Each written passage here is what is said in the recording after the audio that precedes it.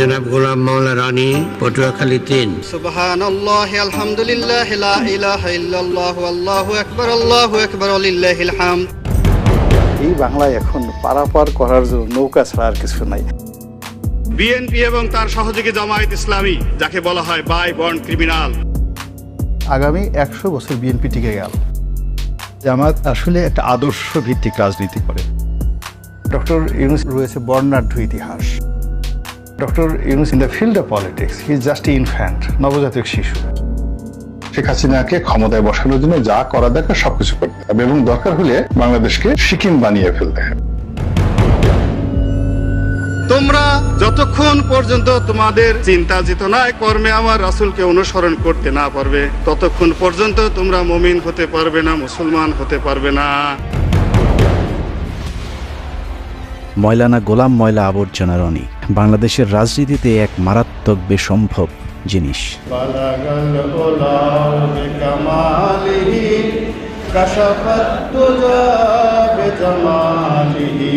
1967 সালে পয়দা হওয়া 57 পেরিয়ে 58-তে পা দিতে চলা এই স্বঘোষিত রাজনীতিবিদ এখন পর্যন্ত সিদ্ধান্ত নিতে পারেনি সে আসলে কোন দলের রাজনৈতিক মতাদর্শে বিশ্বাসী। আমি মনে করি মির্জা ফখরুল থেকে শুরু করে সবারই উচিত জয় বাংলা বলা। আওয়ামী লীগ এত অভাবগ্রস্ত, একটা লোকও নৌকার মাঝি হতে চায়। সংসদে কোনো রাজনীতি নেই। আমার সাথে অনেক বড় বড় মানুষ রয়েছেন যাদের হয়তো পদ পদবি নেই। বিজয় বলতে কি সিংহাসনে বসা? যখন যেখানে সুবিধা পেয়েছে রনি সেখানে মুখ লাগিয়েছে, কিন্তু যেখানে মুখ লাগিয়েছে সেখানেই দুর্গন্ধ ছড়িয়েছে। যে কারণে তার মুখ যেখানেই লাগিয়েছে সেখান থেকেই তাকে অসম্মানজনকভাবে ভাগিয়েছে। বোবার যেমন কোনো শত্রু নেই, গোলাম ময়লা রনিরও সুনির্দিষ্ট কোনো রাজনৈতিক প্রতিপক্ষ নেই। কখনো বিএনপি, কখনো আওয়ামী লীগ, কখনো জামায়াত, আবার কখনো এন্টি জামায়াত। এ যেন একই অঙ্গে বহু রূপ, যে কারণে কারোর সাথে তার তেমন কোনো বিরোধ নেই, আবার বন্ধুত্ব ভেঙে যায় সুদীর্ঘ হবার আগেই। জন্ম থেকেই জ্বলতে থাকা রনিকে বাংলাদেশের নিষ্ঠুর রাজনৈতিক দলগুলো উষ্ঠা লাথির উপরেই রেখেছে। যখন যার প্রয়োজন হয়েছে গরিবের সুন্দরী বউয়ের মতো কাছে ডেকেছে, আবার পরক্ষণেই বিছানা থেকে পাছায় লাথি দিয়ে খাটের নিচে ফেলেছে। বাংলাদেশ আওয়ামী লীগ থেকে বেদনা, অপমানবোধ, লাঞ্ছনা এবং গঞ্জনা। কোনো একটা মানুষের পক্ষে বিএনপিতে যাওয়া এটা সাধারণ কোনো ঘটনা নয়। নেতা শব্দটি আমার জন্য প্রযোজ্য। যোগ্যতা কি বিএনপি আপনাকে দিল না? এটা একটা ভিন্ন একটা প্রসঙ্গ। সব দলের লাথির ছাপ পাছায় নিয়ে রনি এখন দিক বিদিক ছুটছে। স্থির হয়ে বসতে গেলেই ব্যথা তাকে মনে করিয়ে দেয় রনির কোন কোন জায়গায় ব্যথা। মানুষের শরীরে যখন ব্যথা হয় না, কখনো নখে ব্যথা থাকে, আবার একটু পরে মাথায় চলে যায়। আপনার তো বয়স অল্প, এখন অত ব্যথা হয়নি। একটু পরে সেই ব্যথা 5 মিনিট মাথায় গালে চলে আসে, কানে চলে আসে। এই ব্যথা খুব দ্রুত সারা শরীরে ছড়াতে থাকে। ব্যথার এরকম যন্ত্রণা, সারা অঙ্গে এরকম ব্যথা নিয়েই চলছে রনির দিনকাল। কিন্তু প্রশ্ন হলো, এভাবে আর কতকাল? একটা জায়গায় তো তাকে থামতে হবে, না থামলে সবাই মিলে তাকে থামাতে হবে। কেননা রনি যে পাগলামি শুরু করেছে তাতে মনে হচ্ছে পাগলা গারদে যাবার ঠিক আগের স্টেজে আছে সে।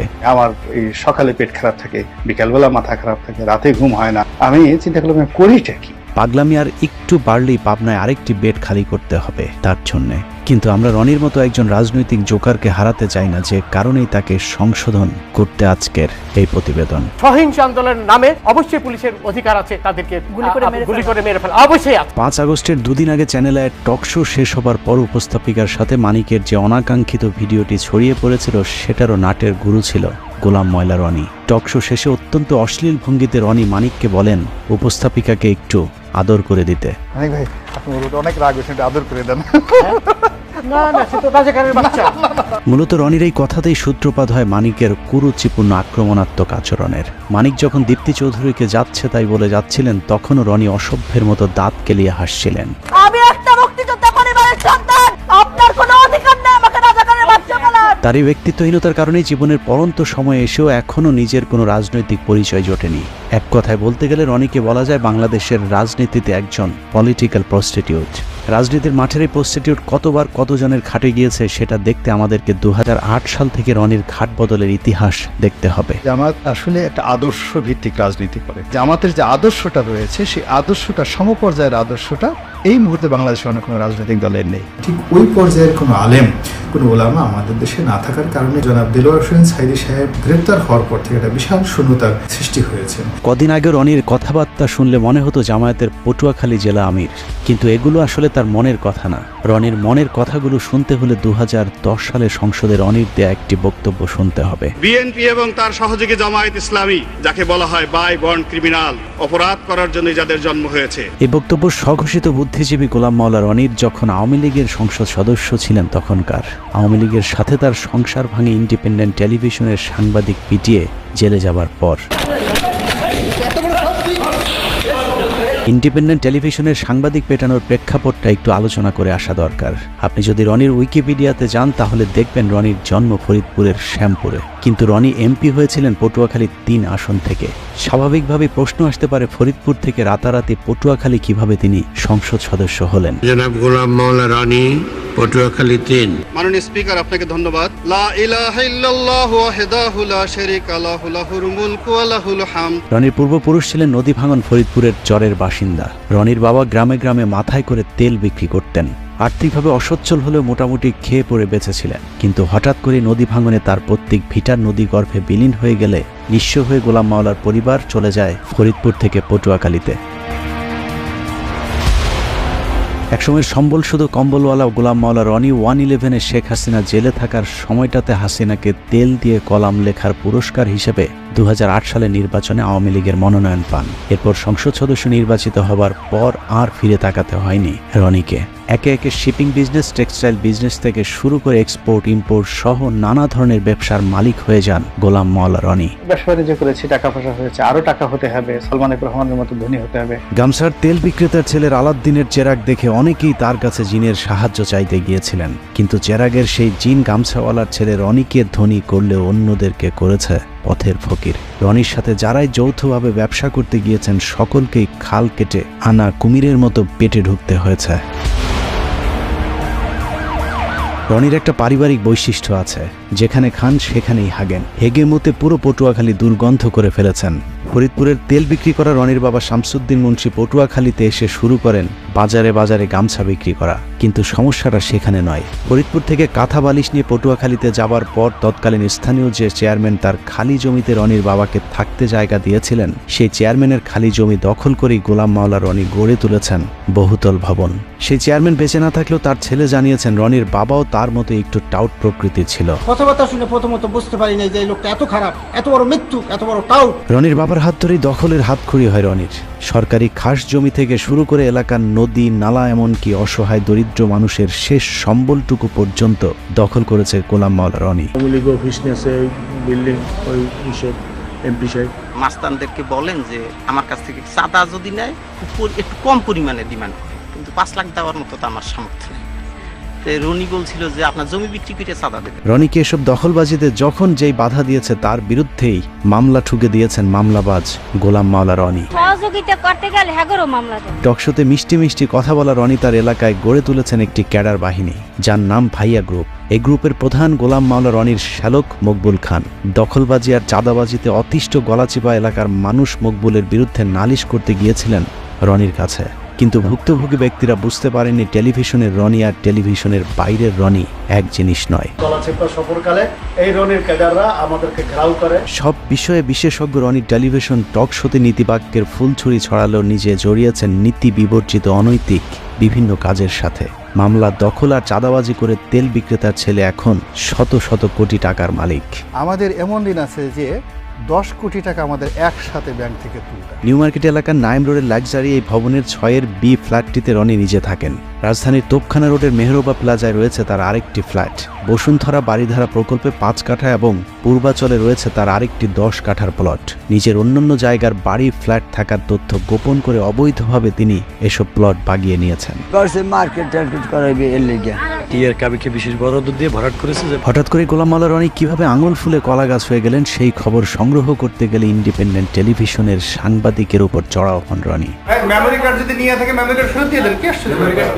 আমার দ্বারা যদি কেউ ক্ষতিগ্রস্ত হয়ে থাকে এজ এ বড় ভাই হিসেবে আমি সরি। যাই হোক, ওই ঘটনায় গ্রেফতারের পর জেল খাটতে হয়েছে বেশ কিছুদিন।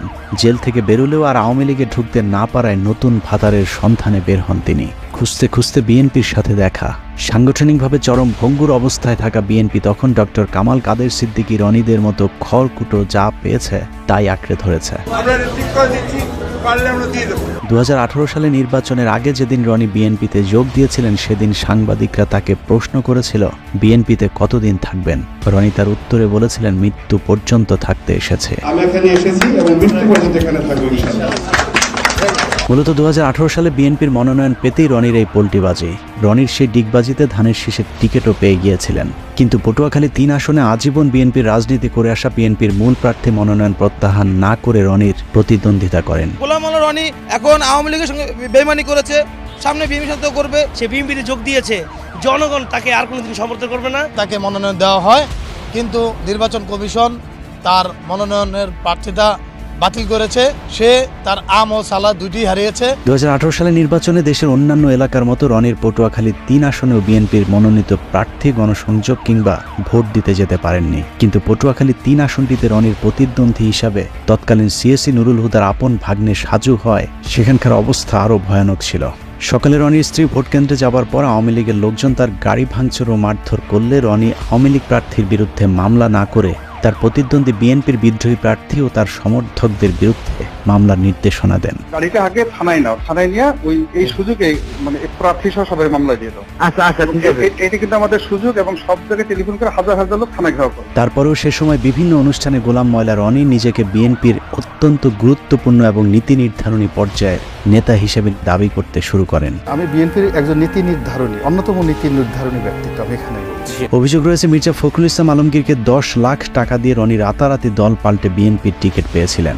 10 লাখে মনোনয়ন কেনা বিএনপির গুরুত্বপূর্ণ এই নেতা 2018 সালে আওয়ামী লীগ আবারও ক্ষমতায় এলে আরেকবার ডিগবাজি দেয়। কিছুদিন আগে বিএনপির নীতি নির্ধারণী পর্যায়ের নেতা দাবি করা রনি বলতে শুরু করেন, আমি বিএনপির কেউ না। বিএনপির কোনো কমিটিতে আমি নেই, আমি শুধু ইলেকশনটা করেছি। আমাকে যদি বিএনপি নেতা বলা হয় এটা আমার জন্য অবমাননাকর, অপমানজনক, কারণ আমি আসলে বিএনপির নেতৃত্বে নেই। ওই অনুষ্ঠানে রনিকে প্রশ্ন করা হয়েছিল, আপনি যে বিএনপির নেতা না এটা আপনি কখন বুঝলেন?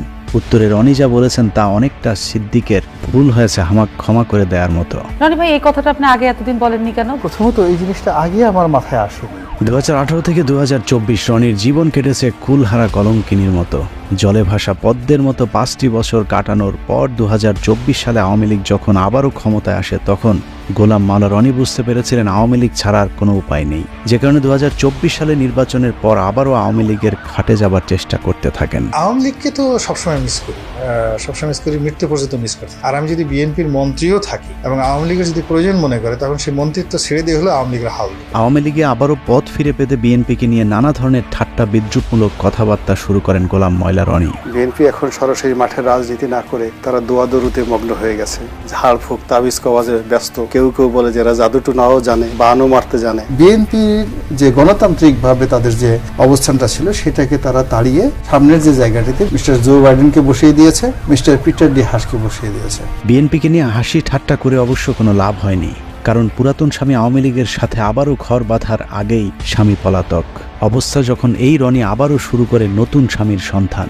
আওয়ামী লীগ বিএনপির সব হারিয়ে ডক্টর মোহাম্মদ ইউনূসের তত্ত্বাবধায়ক সরকারের একটি উপদেষ্টার পদ পাবার স্বপ্ন দেখে গোলাম ময়লা রনি, যে কারণে মোহাম্মদ ইউনূসের নেতৃত্বে সরকার গঠন হবার পর এই সরকারের মেয়াদ নিয়ে রাজনৈতিক দলগুলোকে তাড়াহুড়া না করবার আহ্বান জানান। এই গণঅভ্যুত্থানের মাধ্যমে যে 17 জন ব্যক্তি এই মুহূর্তে দায়িত্বে অবতীর্ণ হলেন, তারা চমৎকার করে কথা বলেন এবং তাদের সবারই রয়েছে বর্ণাঢ্য ইতিহাস। তাদের সফলতা কামনা করা ছাড়া আমাদের এই জাতির দ্বিতীয় কোনো অপশন নেই। একটা নির্দিষ্ট সময় পর্যন্ত আমাদেরকে অপেক্ষা করতে হবে এবং ধৈর্য ধারণ করতে হবে যার যার অবস্থান থেকে। ইউনূস সরকারের পক্ষে তেলবাজি করেও কোনো লাভ হয়নি। প্রথম, দ্বিতীয়, তৃতীয় ধাপেও মোহাম্মদ ইউনূসের পাশে একটি চেয়ার না জোটায় রীতিমতো পাগলামি শুরু হয় গোলাম মাওলা রনির। ডক্টর ইউনূস চেষ্টা করলেও খুব বেশি আগাতে পারবেন না। নোবেল পুরস্কার পেয়েছে, তুমি তো শ্রমিকের টাকা মেরে দিলা, তাকে ডাইরেক্ট ক্রস ফায়ারে দেওয়া উচিত। রনির হঠাৎ করে সারা অঙ্গে ব্যথা শুরু হবার কারণ কি সেটা বুঝতে হলে জামায়াতের এক নেতার সাথে তার একটি ফোন রেকর্ড শুনে আসতে হবে, যেখানে তিনি পরিষ্কারভাবে বলেছেন শেখ হাসিনা পালিয়ে যাবার পর ক্যান্টনমেন্টকে সব দলকে ডাকলেও গোলাম মাওলা রনিকে না ডাকাতেই তিনি ক্ষিপ্ত হয়েছেন। সবাই তো ইউনূস সাহেবকে তেল মারতেছে, আওয়ামী লীগের গালি দেওয়া তো খুব সহজ একটা বিষয়। তখন আসলে আমরা আরো ভয়াবহ বিপদের দিকে এগোচ্ছি। এই যে চ্যাংরা পোলাপানরা যা কিছু করতেছে, আপনি যদি এইটার সাথে সাথে লাফান যে স্বাধীনতা পেয়ে গেছি, doctor Yunus he is in wrong, ভুল কাজ করতেছে। আপনি সেই ঘরের মধ্যে ঢুকবেন, ঢুকার আগে আপনি আমাদের সবার সাথে আলোচনা করে নেবেন না। আলোচনা না করে আপনি ঢুকে গেছেন, ঢুকে গিয়ে আপনি বিপদের মধ্যে পড়ে এখন আমি আপনার ওখান থেকে কিভাবে বাঁচাবো। আপনি তো ঢুকে গেছেন। রনি ছাড়া সব দল ক্যান্টনমেন্টে মিটিং করাতে সব দলকেই তিনি বদদোয়া দিয়েছেন। পীরে গোলাম ময়লা জামায়াতের ওই নেতার সাথে ভবিষ্যৎবাণী করেছেন, যারা যারা সেদিন ক্যান্টনমেন্টে গিয়েছিল সবাইকেই নাকি ভারতে রোশানলে পড়তে হবে। যারা গেছে তারা সবাই দুর্ভোগ হবে। জামাত বর্ণ যারা, ইভেন আমাদের মির্জা ফখরুল সাহেব গেছেন, ওখানে খুব রং কাজ করছেন, খারাপ কাজ করেছে। জোনায়েদ সাকি গেছে, যারা গেছে প্রত্যেকটা লোকের এই কর্মফল ভোগ করতে হবে। Just wait. মানে দিল্লি কি এইরকম প্ল্যান করতেছে আপনি বলতে চাইতেছেন? জি, এটা সেই প্ল্যান অনুযায়ী সবকিছু। আপনি একটা কাজ করেছেন, সেই কাজের তো ফল আপনাকে ভোগ করতেই হবে। পরিস্থিতি যা দাঁড়িয়েছে, যে কোনো সময় 999-এ কল করে রনিকে পাবনার গাড়িতে উঠিয়ে দিতে হবে। Doctor Yunus is a famous and eminent economist, কিন্তু in the field of politics he is just infant, নবজাতক শিশু, 3 মাসও টিকতে পারবেন না। নিজের ফেসবুক, ইউটিউব থেকে শুরু করে টেলিভিশন টক শো সবখানি যেন রনির টার্গেটে পরিণত হয়েছে ডক্টর মোহাম্মদ ইউনূস। মুখরোচকর টাইটেল, থাম্বনেল আর নানা ধরনের ব্যাখ্যা বিশ্লেষণের মধ্য দিয়ে ডক্টর মোহাম্মদ ইউনূসকে বিতর্কিত করবার জন্য যেন রীতিমতো ন্যাংটা হয়ে রাস্তায় নেমেছেন গোলাম ময়লা রনি। 11 সেই সময়টিতে মঈনুদ্দিন ফখরুদ্দিনের উপরেও ছিলেন ডক্টর মোহাম্মদ ইউনূস। তাতে 11-এর একটা লেটেস্ট ভার্সন, এটাকে আপনি ডিজিটাল ভার্সন বলতে পারেন। একটি সূত্র জানিয়েছে, বাংলাদেশের রাজনীতির হিরো আলমের update version Alam pro max Golam Mowla রনির সাথে আওয়ামী লীগের একটি সমঝোতা হয়েছে। রনিকে যেহেতু জামায়াত, বিএনপি, ডক্টর ইউনূস কেউই পাত্তা দিচ্ছে না, সে কারণে তিনি এখন আওয়ামী লীগের সাথে হাত মিলিয়ে সূক্ষ্ম ষড়যন্ত্রে লিপ্ত হয়েছেন। এরই মধ্যে শেখ হাসিনা সম্পর্কে গুণগান শুরু করেছে রনি। সামনে হয়তো প্রকাশ্যে আরো গুণগান শোনা যেতে পারে। চীনের এবং আমেরিকার চক্রান্তে বাংলাদেশে শেখ হাসিনাকে যেভাবে বাংলাদেশ থেকে তাড়ানো হয়েছে, এটি নির্মম, এটি অন্যায়, এটি অসাংবিধানিক। বাংলাদেশে একটা উগ্র জঙ্গিবাদ তৈরি হয়েছে। এই জঙ্গিবাদের চক্রান্তে শেখ হাসিনা ক্ষমতাচ্যুত হয়েছে। তো কাজেই শেখ হাসিনাকে আবার ক্ষমতায় বসাতে হবে। প্রয়োজনে বাংলাদেশে ভারতীয় সৈন্য সমাবেশ ঘটাতে হবে। শেখ হাসিনাকে ক্ষমতায় বসানোর জন্য যা করা দরকার সবকিছু করতে হবে এবং দরকার হলে বাংলাদেশকে অধিকার করতে হবে, কাশ্মীর বানিয়ে ফেলতে হবে, সিকিম বানিয়ে ফেলতে হবে। এছাড়া সুযোগ সন্ধানী রনির আসলে আওয়ামী লীগের কাছে ফিরে যাওয়া ছাড়া আর কোনো উপায়ও নেই। কারণ গোলাম মাওলা রনি বাংলাদেশে নিযুক্ত যুক্তরাষ্ট্রের রাষ্ট্রদূত ড্যান মোজেনার সময়ের একটি ঘটনায় আমেরিকার কালো তালিকাভুক্ত হয়ে আছেন, যে কারণে তিনি পশ্চিমা কোনো দেশের ভিসাও পান না। অতএব তার সামনে এখন আওয়ামী লীগ এবং ভারতের দালালি করা ছাড়া আর কোনো দরজা খোলা নেই। নাগরিকদের মধ্যে একটা বিক্ষোভ তৈরি হয়ে যাচ্ছে এই বাংলাদেশের বর্তমান রেজিমের বিরুদ্ধে, বিএনপির বিরুদ্ধে, জামাতের বিরুদ্ধে, ডক্টর ইউনূসের বিরুদ্ধে। আগামী 3-4 মাস যদি এভাবে তারা চলতে পারে, তাহলে শেখ হাসিনাকে কেন্দ্র করে ভারতে যে ইতিবাচক একটি জনমত তৈরি হচ্ছে, সেই জনমতের যে ধাক্কাটা কিন্তু বাংলাদেশেও আসবে। এবং বাংলাদেশে এখন যারা অনেকে শেখ হাসিনার বিরুদ্ধে বিষোদ্গার করছে, তারাও কিন্তু ইনফ্লুয়েন্স হয়ে শেখ হাসিনার জন্য হাহাকার তৈরি করবে। এখানে বসে লম্পজম্ব করতে পারবো, ভারতকে গালাগাল দিতে পারবো। কিন্তু সত্যিকার অর্থে ভারতের যে কোনো আগ্রাসন, সেটা অর্থনৈতিক আগ্রাসন, সামরিক আগ্রাসন, কূটনৈতিক আগ্রাসন, সেটি মোকাবেলা করার মতো অবস্থা আমাদের কিন্তু এখনো হয়নি।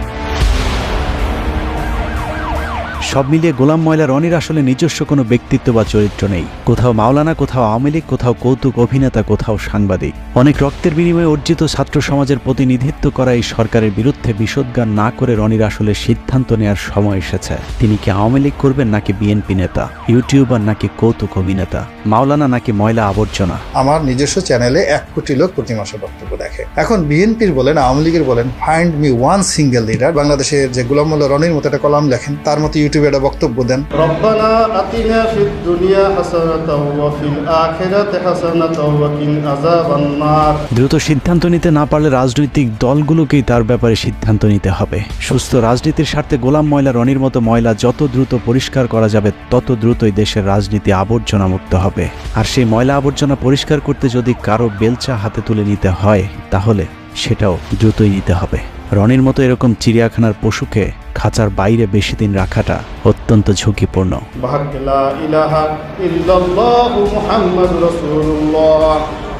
আল্লাহ হাফেজ।